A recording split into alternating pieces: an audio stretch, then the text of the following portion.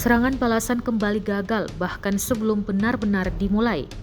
Inilah rekaman momen ketika upaya angkatan bersenjata Ukraina untuk bergerak secara diam-diam berakhir dengan kehancuran. Peristiwa ini dilaporkan terjadi di daerah Verkhnaya Tersa dekat Hulaypol.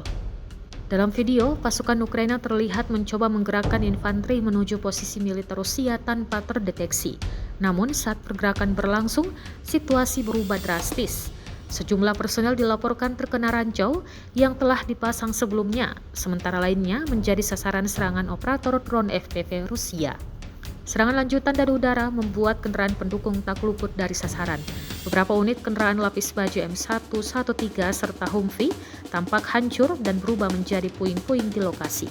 Rekaman kejadian ini diunggah melalui Telegram Jumat 23 Januari 2026.